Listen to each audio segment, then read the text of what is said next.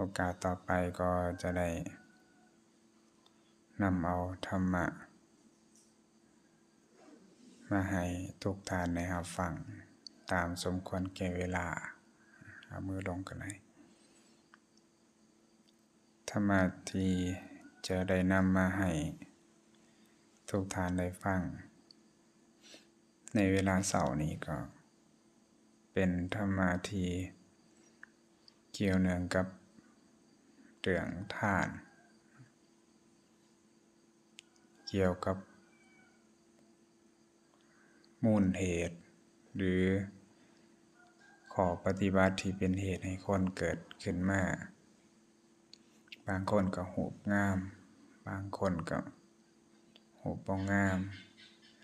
หูบงามแล้วร่ำรวยก็มีบางคนเกิดขึ้นมาหูบงามแต่ว่าบ่ร่ำรวยก็มีบางคนเกิดขึ้นมาหูบ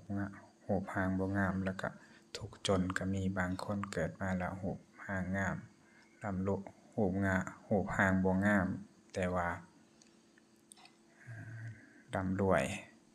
ก็มีเนาะพระสูตรนี้เป็นธรรมะที่ว่ารวยพระนางมันดิกาไปทูลถามพระพุทธเจ้ามีเนื้อหาอยู่ว่าสมัยหนึ่งพระผู้มีพระภาคประทับอยู่ที่พระวิหารเชตวันอารามของทานอนันทวินดิกาเศรษฐีไก่พระนครสาวัตถีครั้งนั้นแลพระนางมันดิกาเทวีเสด็จเข้าไปเฝ้าพระผู้มีพระภาคถึงที่ประทับทรงถวายอภิวาทแล้วประทับนั่งอยู่ที่ควรส่วนข้างหนึ่งขั้นแล้วไล่ทูลถามพระผู้มีพระภาคว่าข้าแต่พระองค์ผู้เจริญอันใดหนอเป็นเหตุเป็นปัจจัยให้มาตุฆามก็คือผู้หญิงบางคนในโลกนี้มีผิวพรรณซ้ำรูปชั่วบ่น่าเบิ่งยากจนขัดสนทรัพย์สมบัติและต่ำสักข้าแต่พระองค์ผู้เจริญอันไรหนอเป็นเหตุเป็นปัจจัยให้มาตุฆามบางคนในโลกนี้มีผิวพรรณซ้ำรูปชั่วบ่น่าเบิ่งแต่เป็นคนมั่งคั่งมีทรัพย์หลายมีโภคสมบัติหลายและสูงสักข้าแต่พระองค์ผู้เจริญอันไรหนอเป็นเหตุเป็นปัจจัยให้มาตุฆามบางคนในโลกนี้มีรูปงามน่าเบิ่งน่าชมประกอบด้วยความเป็นผู้มีผิวพรรณงามยิ่งนักแต่เป็นคนยากจนขัดสนทรัพย์สมบัติและต่ำสักข้าแต่พระองค์ผู้เจริญอันไรหนอเป็นเหตุเป็นปัจจัยให้มาตุฆามบางคนในโลกนี้มีรูปงามน่าเบิ่งน่าเลื่อมใสประกอบด้วยความเป็นผู้มีผิวพรรณงามยิ่งนักทั้งเป็นคนมั่งคั่งมีทรัพย์หลายมีโภคสมบัติหลายและสูงสักอันนี้คือข้อสงสัยที่พระนางมันดิกาไปทูลถามพระผู้มีพระภาคพระพุทธเจ้าเฮาเนาะเกี่ยวกับ คนเกิดขึ้นมาแล้วหูพางบ่งามพร้อมแล้วก็เป็นคนบ่มีทรัพย์สมบัติขัดสนแล้วก็ต่ำซักพร้อมแล้วก็ประเภทที่2ก็คือเกิดขึ้นมาแล้วหูพางบ่งามแต่ว่ามั่งคั่งและก็สูงสักแบบที่3ก็คือเกิดขึ้นมาแล้วหูพางหันงามแต่ว่าบ่มั่งคั่งและก็บ่สูงสักแบบที่4ก็คือเกิดขึ้นมาแล้วหูพางงามพร้อมมั่งคั่งพร้อมแล้วก็สูงสักพร้อมอิหยังมันคือเป็นแบบนั้นนะซึ่ง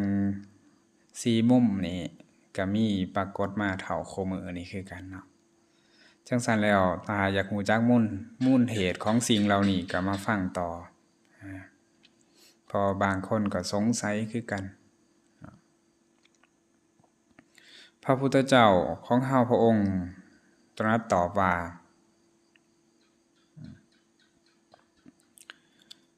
มันดีกามาตุคามบางคนในโลกนี้เป็นผู้มักโกรธหลายไปด้วยความแค้นใจถือว่าแม่นเด็กน้อยก็คัดเครื่องสูญเขียดกะฟัดกะเฟียดกะล่างกะเดืองแสดงความโกรธความคัดเครื่องและความบ่พอใจให้ปรากฏเป็นผู้บ่ให้ทานคือข้าวนำย่านพาหนะหลอกไม้ของหอมเครื่องลูบท่าที่นอนที่อยู่อาศัย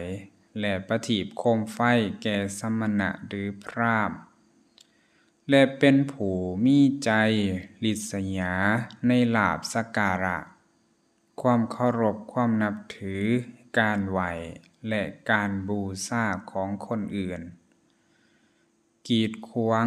ตัดห้อนผูกความริษยาถ้ามาตุคามนั้น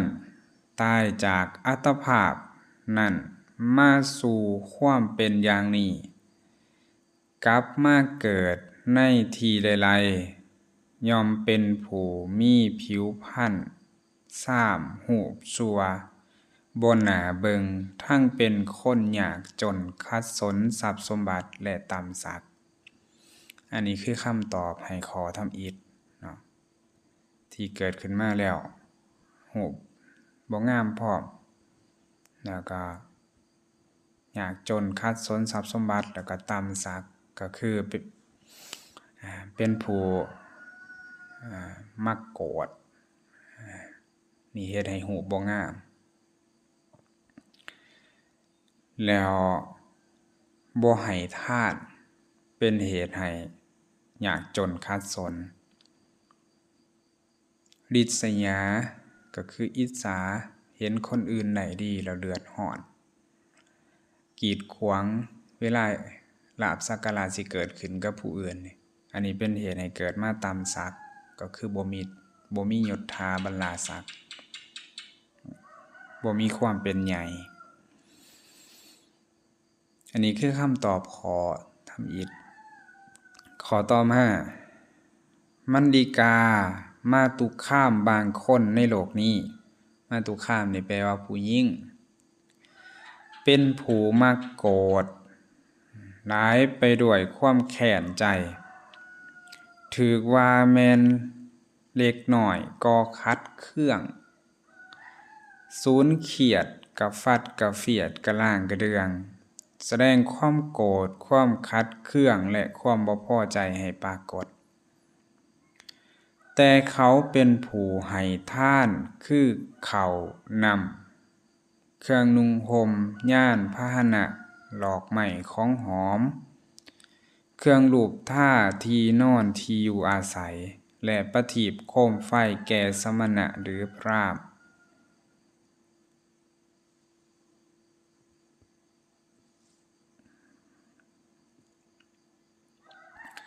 และบ่เป็นผู้มีใจ ริษยาในลาภสักการะความเคารพความนับถือการไหวและการบูชาของผู้อื่น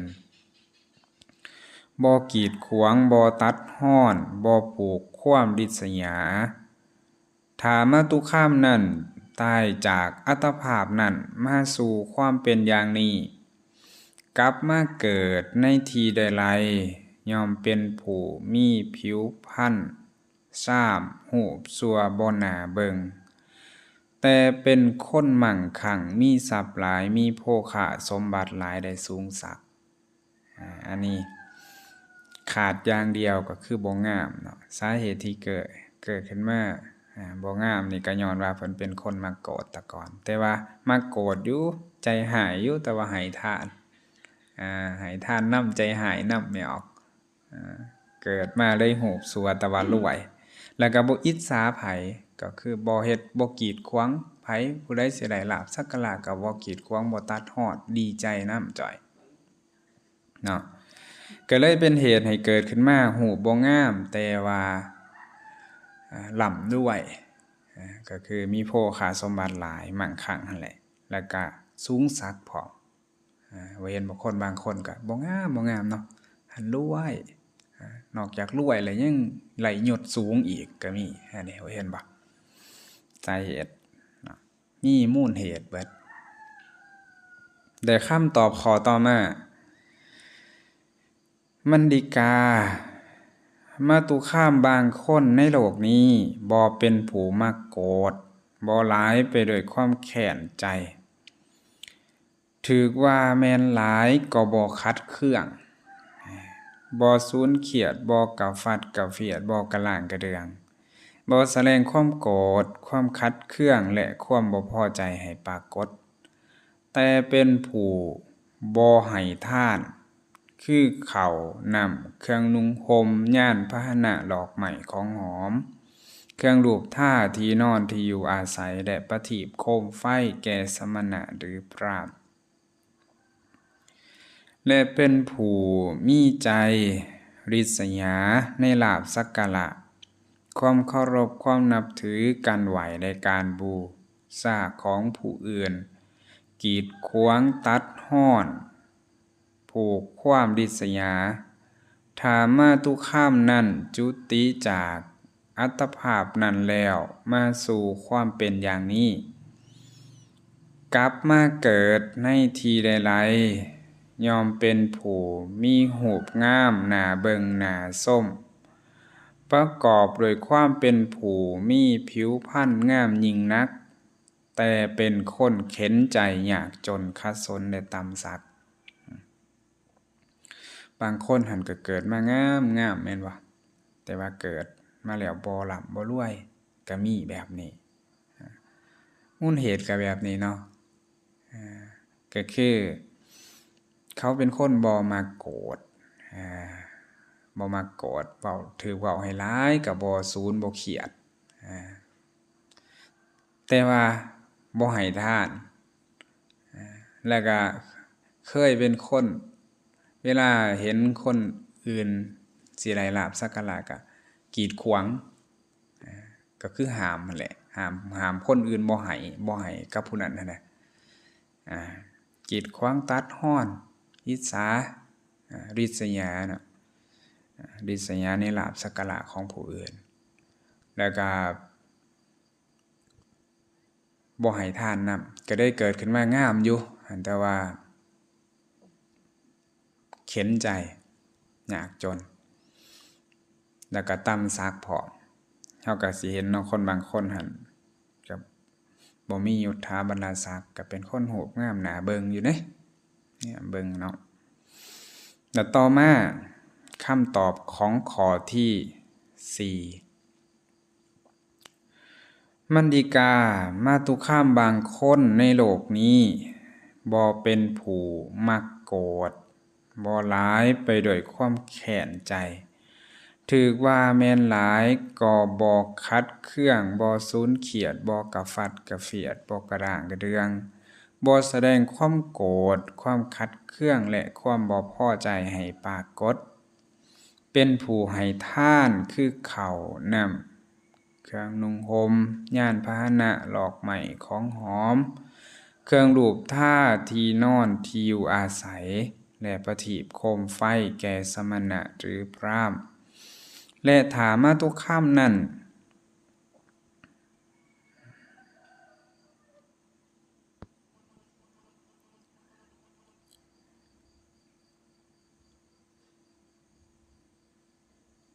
และเป็นผู้มีใจบริษยาในลาภสักการะความเคารพความนับถือการไหว้และการบูชาของผู้อื่นบ่กีดขวางบ่ตัดฮ้อนบ่ผูกใจบ่ผูกความริษยาถ้ามาตุข้ามนั้น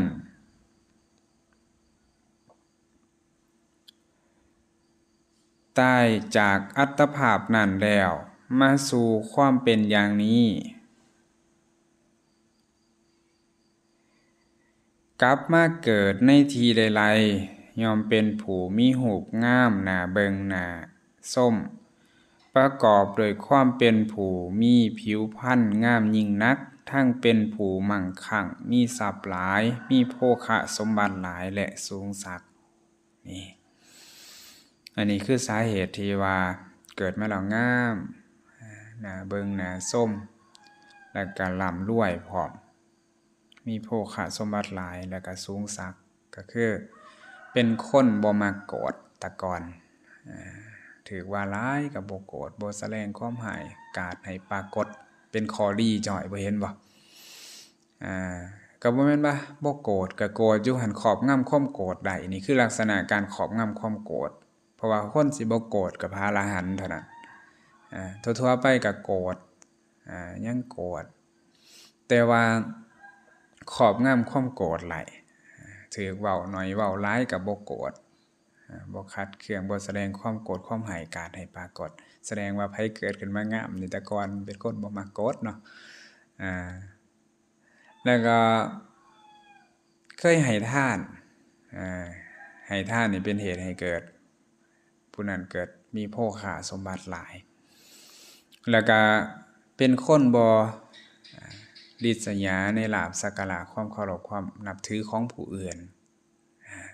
ก็ได้เป็นเหตุให้เกิดมาสูงสักอันนี้ทั้งงามทั้งรวยคันเว้าภาษาพื้นบ้านแน่ทั้งเกิดมาแล้วสูงสักมียศถาบรรดาศักดิ์นี่แล้วต่อมา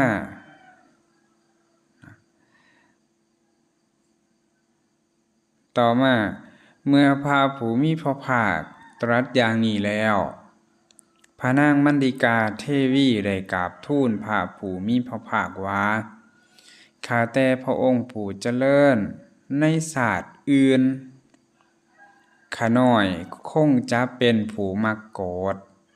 หลายไปโดยความแค้นใจถือว่าแม่นเด็กหน่อยก็คัดเครื่องสูญเขียดกะฟัดกะเฟียดกะล่างกะเดืองแสดงความโกรธความคัดเครื่องและความบ่พอใจให้ปรากฏในบัดนี้ข้าน้อยจึงมีผิวพรรณซ้ำรูปชั่วบ่น่าเบิ่งแต่ในศาสตร์อื่นข้าน้อยคงไล่ให้ทานคือข้าวน้ำผ้าเครื่องนุ่งห่มยานพาหนะดอกไม้ของหอมเครื่องรูปท่าที่นอนที่อยู่อาศัยและประทีปโคมไฟบัดนี้ข้าน้อยจึงเป็นคนมั่งคั่งมีทรัพย์หลายมีโภคะสมบัติหลายในศาสตร์อื่นข้าน้อยคงจะบ่มีใจริษยาในลาภสักการะความเคารพความนับถือการไหว้และการบูชาของผู้อื่นบ่กีดขวางบ่ตัดฮ้อนบ่ผูกความริษยาในบัดนี้ข้าน้อยจึงมีความสูงสักข้าแต่พระองค์ผู้เจริญก็นางกษัตริย์ด้วยนางพราหมณีด้วยนางขหบดีด้วยมีอยู่ในราชสกุลนี้ ขน้อยไหลลำลงความเป็นใหญ่ยิ่งกว่ายิ่งเหล่านั้นข้าแต่พระองค์ผู้เจริญตั้งแต่วันนี้ไปขน้อยจักบ่โกรธบ่ร้ายไปด้วยความแค้นใจถึงถือว่ากล่าวหลายก่อจักบ่ขัดเคืองบ่สูญเกียรติบ่กระฟัดกระเฟียดบ่กระล่างกระเลืองบ่แสดงความโกรธความขัดเคืองและความบ่พอใจให้ปรากฏจักให้ทานคือข้าวนำเครื่องนุ่งห่มย่านผ้าหนะดอกไม้ของหอมเครื่องรูปท่าที่นอนที่อยู่อาศัยและประทีปโคมไฟแก่สมณะหรือพราหมณ์จักบ่มีใจริษยาในลาภสักการะความเคารพความนับถือการไหว้และการบูชาของผู้อื่นจักบ่กีดขวางบ่ตัดฮ้อนบ่ผูกความริษยาข้าแต่พระองค์ผู้เจริญภาสิทธิ์ของพระองค์แจ่มแจ้งหลายภาสิทธิ์ของพระองค์แจ่มแจ้งหลายเปรียบเหมือนบุคคลหงายของที่ความเปิดของที่ปิดบอกทางแก่คนหลงทางหรือส่องประทีปในที่มืดด้วยตั้งใจว่าคนมีตาดีจักได้เห็นรูปหลังนี้ข้าแต่พระองค์ผู้เจริญข้าน้อยขอถึงพระพุทธพระธรรมพระสงฆ์ว่าเป็นสรณะขอพาผู้มีพระภาคโปรดทรงจำข้าน้อยว่าเป็นอุบาสิกาผู้ถึงสรณะตลอดชีวิตตั้งแต่วันนี้เป็นต้นไปอันนี้พระสูตรนี้ก็จบอยู่นี้เนาะพระนางมัณฑิกาเวลาเราฟังพระสูตรนี้หรือว่าฟังธรรมบทนี้จากพระพุทธเจ้าแล้วเราก็ว่าตะกอนนี่ศาสตร์ก้อนนี่หม่อมชั้นหรือว่าข้าน้อยนี่คงจะเป็นคนมักโกรธเกิดมาศาสตร์นี้เลยหูบ่งามแล้วแล้วก็ตะกอนนั่นคงจะเป็นคนให้ทานมาก่อนเกิดมาศาสตร์นี้ก็เลยเป็นคนมั่งคั่งมีโภคสมบัติหลายแล้วก็ตะกอนนั่นคงจะเป็นคนที่บ่กีดขวางบ่ดิษยาในลาภสักการะของผู้อื่นแล้วก็บ่กีดขวางบ่ตัดฮ้อนเป็นต้นมาศาสตร์นี้ก็ได้เป็นคนที่มีความสูงศักดิ์ก็คือมียศถาบรรดาศักดิ์แล้วว่าอยู่ในเมืองนั้นนะอยู่ในสกุลของพระราชาที่เราอยู่ก็คือเราเพราะว่าเราหันเป็นมเหสีเอกของพระเจ้าประเสนที่โกศลเนาะแขวนโกศลในสมัยนั้นใหญ่เลย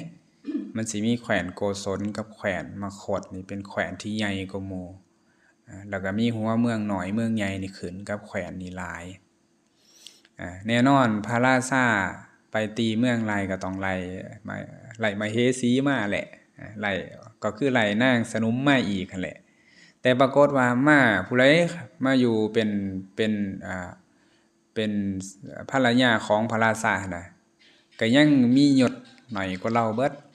เราเป็นผู้ที่พระเจ้าประเสนที่โกศลยกย่องให้เป็นมเหสีผู้ใหญ่สุดในบรรดาผู้หญิงเหล่านั้นที่เราว่านางกษัตริย์ก็ดีนางพระมณีก็ดีเด้ที่ว่าถือหับโตมาอยู่ในวังนะนางขหบดีก็ดีที่ว่าเป็นลูกของขหบดีต่างๆเนาะก็ยังมียศถาบรรดาศักดิ์หน่อยกว่าเราถือว่าเป็นใหญ่ยิ่งกว่าผู้หญิงเรานั่นเนาะแล้วเราก็สัญญากับพระพุทธเจ้าว่าแต่มื้อนี้เป็นต้นไปเราสิบ่เป็นคนมักโกรธเป็นต้นถือเว้าน้อยเว้าหลายแล้วก็สิบ่ขัดใจบ่แสดงความโกรธความหายกาจให้ปรากฏขึ้นมาแล้วก็ยังสิให้ทานคือเขานำเครื่องนุ่งห่มเป็นต้นแล้วก็สิเป็นคนบ่มีความริษยาในลาภสักการะของผู้อื่นความจริงแล้วนะเฮาบ่ควรไปผูกความริษยาในลาภที่เขาไหลหรอกเพราะว่ามันเป็นบารมีของแต่ละคนในเรื่องพวกนี้บ่แม่นว่ามันสิเกิดจากเฮาหรือจากเหตุปัจจัย ของของเฮาแม่นบ่พอเฮาว่าเฮาสิไปอิจฉาหรือว่าริษยาหั่นนะมันเป็นเหตุปัจจัยที่ผู้นั้นสร้างมาแบบนี้แล้วนี่จังว่าเฮาน่าสิคอยยินดีในบุญในบารมีของแต่ละคนที่เขาไล่ลาภสักการะแต่ละเทื่อหั่นนะคอยดีใจคอยยินดีเนาะตั้งเทื่อก็โตเพิ่นบ่ได้ไปให้เขาจะได้ไปอิจฉาเขาหั่นนะ คนมันสิอันนี้มันก็หาบาปใส่ตนเองอยู่ดีเนาะเกิดมาแล้วก็ตำซักบาดนี้นิ่งตินี่อยู่บ่ยากก็หาเรื่องหาราวให้เจ้าของก็สิเอาแล้ว นี่เราก็เลยสัญญาเลยว่าเราสิบ่เฮ็ด3ประเด็นนี่ก็คือ1เราสิเซาก็คือบ่โกรธต่อมาให้ยังให้ทานเนาะแล้วก็ต่อมาก็สิเป็นผู้บ่ผูกความริษยาในลาภสักการะของผู้อื่นเราก็บอกว่าพระพุทธเจ้านี่แสดงธรรมะแจ่มแจ้งหลายให้เราฟังนะอันนี้ก็เป็นประเด็นธรรมะเนาะที่เอามาให้เฮาได้ฟังเนาะพระนางมันดีกานี่เป็นคนมีปัญญาเด้ผลสุดท้ายหั่นพระเจ้าพระเสนที่โกศลนี่เคารพเราพอเนาะแล้วก็น่าสิได้ความเหลื่อมใสในพระพุทธพระธรรมพระสงฆ์นี่ย้อนว่าพระนางมณีกามีเหตุปัจจัยเฮ็ดให้อันนั้นเฮ็ดให้สามีของเพิ่นน่ะนะก็คือพระราชาองค์นั้นน่ะได้ความเหลื่อมใสในพระพุทธพระธรรมพระสงฆ์เอาง่ายๆก็ว่าอะไรเมียดีหั่นแหละอนุเคราะห์สามีของตนเองนะหูบ่งามอยู่สิบ่ให้เราฮักจังได๋เนาะหูบ่งามอยู่แต่ว่าเป็นคนมีปัญญาขนาดว่ามีส่วนหนึ่งหั่นมีคนซาไปเนาะว่าพระพุทธเจ้าแสดงธรรมนะมีคหบดีผู้หนึงหั่นลูกเพิ่นเสียชีวิตแล้วเพิ่นให้ไปวัดนะพระพุทธเจ้าก็เลยว่าเป็นหยังคือให้มาวัดเพิ่นก็ว่าบุตรที่เป็นที่ฮักคนเดียวนี่ตายก็เลยให้แล้วพระพุทธเจ้าก็ว่านี้แหละความทุกข์โศกะปริเทวะทุกข์โทมนัสนี่เกิดแต่ของที่หักมีมาแต่ของที่หักผู้นั้นบ่รับห้องบ่พอใจในคำเว้าของพุทธเจ้าบอกว่าความโศกความทุกข์กายความทุกข์ใจเป็นต้นนี่มันสิมีมาแต่ของหักจังไดความดีใจความสุขใจต่างหากที่เกิดจากของหักฟังมุมนี้ก็คือเนาะของได้อยู่กับคนที่เฮาฮักแล้วเฮาก็มีความสุขแม่นบ่มุมของเพิ่นแต่พระพุทธเจ้าเบิ่งจนสุดหั่นดิเบิ่งจนสุดว่าเบิ่งปัญหานี่ให้สุดหั่นนะเฮาฮักสิ่งใดเฮาก็เป็นทุกข์เพราะสิ่งนั้นแม่นบ่เวลาสิ่งนั้นอันนั้นพลัดพรากจากเฮาไปสิว่าความทุกข์เกิดจากของหักจังได๋เนาะก็เรื่องนี้ก็ซาไปทั่วเมืองเลยก็เกิดอยู่ในนั่นในแขวนของเพิ่นนี่แหละซาไปแล้วพระเจ้าพระเสนที่โกศลได้ยินข่าวคำซาคำลือแบบนี้แบบว่าพระพุทธเจ้าเว้าไว้แบบนี้แล้วก็เอิ้นพระนางมณีกามาถามพระนางมณีกาก็ตอบว่าคันพระพุทธเจ้าเว้าแบบนั้นก็เป็นแบบนั้นบางทีนี่คันเขาบ่เคยฟังเขาสิเว้าแบบนี้ว่าแม่นว่าเขาสิมั่วอะไรไม่ออกเขาก็บ่ทันได้เขาเอาใจเป็นกลางไว้ก่อนก็คือคันพระพุทธเจ้าไล่เว้าไว้ก็แม่นก็แสดงว่าก็บ่ทันได้รับพ้องบ่ทันได้คัดค้านแม่นบ่พระเจ้าพระเสนที่โกศลก็ว่าโอ้น่างั้นนี่อาจารย์ตนเองเว้าแนวอะไรก็เว้าไปแนวนั้นสินะมีความเหลื่อมใสเชื่อในอาจารย์บ่แม่นลูกศิษย์ว่าอาจารย์เว้าอีหยังมากะโลยอาจารย์จังซี่นะสามีก็หายลาจงจีบหายจงพินาศหนีว่าซั่นเด้หนีไปแล้วก็บ่ได้อันนี้ได้แล้วก็ไปบ่แม่นว่าสิเครียดเนาะกลับไปแล้วก็ไปใส่คนให้ไปถามพระพุทธเจ้าไปถามพระพุทธเจ้าว่าพระพุทธเจ้าได้เว้าไว้แบบนี้อีหลีบ่เนาะพระพุทธเจ้าก็เว้ากับผู้นั้น เว้ากับผู้นั้นว่าอะไรเว้าไว้แล้วก็ให้เหตุผลพร้อมว่าพระพุทธเจ้าว่าพระองค์เคยเห็นคนอยู่ในเมืองนี่ฮะที่ว่าพ่อแม่เสียชีวิตอ้ายเอ้ยน้องเสียชีวิตแล้วคนผู้นั้นกลายเป็นคนเป็นบ้าเวลาพ่อแม่ตายเป็นต้นนะบ่มีสติห้องไห้ลำพึงลำพันไปในบ้านในเมืองลูกเต้าเสียชีวิตแล้วห้องไห้สามีเสียชีวิตแล้วห้องไห้สิบ่ว่าอันนั้นโสกาปริเทวะทุกโทมนัสเกิดจากของหักมีมาแต่ของที่หักจังไดนะประมาณนี้แต่ก็มีครูหักครูหนึ่งที่หักกันแห้งๆแต่ว่าแม่ของผู้หญิงหั่นบ่มักผู้ชาย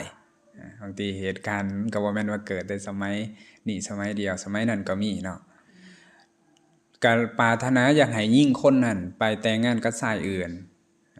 แต่ว่าผู้หญิงคนนั้นหั่นกับผู้ชายที่เป็นคนหักกันอยู่นำกันแล้วเวลากลับไปหาญาติพี่น้องหาพ่อหาแม่พ่อแม่ก็ว่าอยากให้ไปอยู่กับผู้อื่นอยากมอบให้ผู้อื่นเพราะว่าคนอื่นนั้นร่ำรวยมีฐานะเสมอกันกว่าพอดีผู้หญิงผู้นั้นก็นำเรื่องนี้มาบอกกับสามีตนเองบอกว่าอันนั้นญาติพี่น้องนี่กำลังสิยกให้ผู้อื่นยกโตของเพิ่นให้ผู้อื่นพ่อแม่กำลังสิยกให้ผู้อื่นผู้ชายผู้นั้นได้ฟังปึ๊บก็ฆ่าตนแต่ว่าบ่ขน้อยน้องหันบ่ปรารถนาสิไปอยู่นำผู้อื่นเนาะพอดีผู้ชายผู้นั้นฟังปึ๊บก็ฆ่าภรรยาตายแล้วก็ฆ่าตนเองตายตามกันนี่สิบ่บอกว่าความโศกก็คือโศกะปริเทวะทำให้ลำพันธ์ทุกข์กายทุกข์ใจเกิดจากของหักมีมาแต่ของหักได้อย่างไรพระพุทธเจ้าว่าพอดีผู้ที่มารับสารก็กลับเมื่อบอกพระนางมณีกาพระนางมณีกา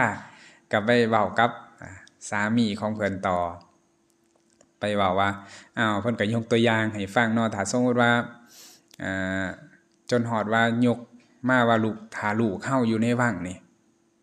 เสียชีวิตเป็นอย่างอื่นไปนี่พระองค์สิร้องไห้รำพันอยู่บ่โอ้ยแม้นแต่ชีวิตก็เพราะอยากตายตามเพิ่นก็ว่าจังซี่นะแล้วก็เว้ามาเลยจนว่าพระราชวังไปเป็นของคนอื่นนี่วังนี่ไปเป็นของคนอื่นโซล่ะแล้วก็อำมาตย์ที่เป็นคู่ใจคู่หูของพระองค์ถามว่าเขาตายพระองค์สิเป็นจังได๋โอ้ยเสียใจจนว่าเพราะอยากตายตามคือกันเพราะว่าพระราชามาเขตเซิกเนาะก็จะมีอำมาตย์ที่ปรึกษาที่เป็นคู่ใจเด้มีเด้ที่เป็นคู่ใจสนิทกันดีๆนะคอยอันนั้นคอยช่วยเหลือเวียกงานนะคันแม่นตายคนหูใจกันตายนี่ห่วยเนาะก็คือฮอดเนาะคนที่เป็นคู่หูหั่นน่ะเป็นกุนซือถ้าตายนี่ก็โอ้คือฮอดเพราะอยากตายตามจนมาฮอดยกตัวอย่างจนฮอดตัวเองเลยถ้าว่าขาน้อยเด้นะเด้ ถ้าว่าขาน้อยตายหรือว่าไปเปลี่ยนเป็นอย่างอื่นไปนี่พระองค์สิเป็นจังได๋ความโศกสิเกิดกับพระองค์อยู่บ่ความทุกข์สิเกิดกับพระองค์อยู่บ่คันเราตอบว่าบ่นี่คือสิขึ้นบ่ใหญ่ว่าจักเนาะส่วนนี้ แล้วก็ตอบดีพะโลพระราชาก็ว่าโอ้ยแม้นแต่ชีวิตก็เพราะอยากตายตามพุ่นเลยโอ้ยแม้นแต่ชีวิตก็เพราะอยากตายตามบ่อยากให้ตายนะเนาะเศร้าโศกเป็นหยังซ่าหยังสิบ่เศร้าบ่โศกเพราะอยากตายตามเนาะนี่แหละพระพุทธเจ้าหมายเอาความข้อนี้จึงบอกว่าความโศกความหำให้รำพันความทุกข์กายความทุกข์ใจความขับแค้นใจนี่เกิดจากของหักมีมาแต่ของหักเป็นต้นเหตุมีหักอยู่บ่อนใดก็มีทุกข์อยู่บ่อนหันแหละมีสิ่งที่เป็นที่หักห้อยแม่นบ่ก็ทุกข์ห้อยแบบพระพุทธเจ้าเว้ากับพระนางวิสาขาแม่นบ่นี่พระเจ้าพระเสนที่โกศลได้ฟังแบบนี้ปึ๊บเด้อให้พระนางมณีกาเอาน้ำมาล้างมือเอาผ้ามาเวียงวาจังซี่นี่ปิ่นหน้าไปทางพระพุทธเจ้าอยู่กล่าวคำว่านะโมตัสสะภะคะวะโตอะระหะโตสัมมาสัมพุทธัสสะแปลว่าขอนอบน้อมแด่พระผู้มีพระภาคเจ้าพระองค์นั้นเนาะนี่ขอนอบน้อมแด่พระผู้มีพระภาคเจ้าพระองค์นั้นที่ไกลจากกิเลสตัดสหุสอบไล่โดยพระองค์เองนี่เว้าอยู่3เทื่อนี่และพระเจ้าพระเสนที่โกศลนี่บ่ได้ไปเวียกไปงานบ่อนไหนมาไกลปานใดก็อย่า กลับมานี่ต้องมาหาพระพุทธเจ้าบ่เห็นบ่แม้นแต่สิไปปราบองคุลิมานบ่เห็นบ่ยังเข้าไปหาพระพุทธเจ้าก่อนนี่ความว่าเพิ่นเคารพเพิ่นฮักจนว่าไปหาพระพุทธเจ้าบ่แม่นนั่นกราบซื่อๆเด้ทั้งเทื่อก็ไปกราบซื่อๆไปกราบบ่แม่นกราบซื่อๆพร้อมเอาปากนี่จูบพระบาทพระพุทธเจ้าก็คือเอาจูบตีนเอาง่ายๆจูบตีนพระพุทธเจ้าความเคารพความฮักในพระพุทธเจ้าอันนี้คือนาสิฟังจากพระสูตรนี่นาสิ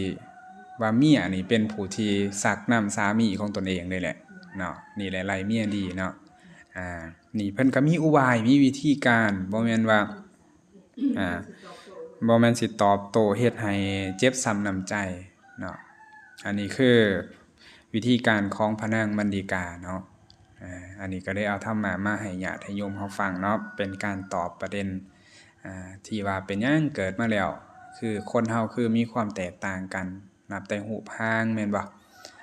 นับแต่เรื่องของโภคะนับแต่เรื่องของยศถาบรรดาศักดิ์เกิดมาแล้วเป็นหยังคือต่างกันกะนี่แหละคือคำตอบเนาะอันนี้เอาธรรมะให้ฟังก็คงสิสมควรแก่เวลาแล้วเนาะก็ขออนุโมทนานำเด้อญาติโยมเฮาทุกท่านทุกคนที่ได้มีโอกาสเสียสละเวลาทางครอบครัวทางเรือนซ่านทางชีวิตการเป็นอยู่มารักษาศีลอุโบสถมาฟังธรรมะเทื่อนี้ก็ขอให้บุญกุศลอันนี้เป็นเหตุเป็นปัจจัยให้ทุกท่านเป็นผู้ไปทางเจริญอย่างเดียวบ่ไปทางเสื่อมถึงความเจริญอย่างเดียวบ่ถึงความเสื่อมเป็นผู้ที่เจริญยิ่งๆขึ้นไปในกุศลธรรมนำตนให้พ้นจากทุกข์ในอนาคตการอันไกลนี้เถิด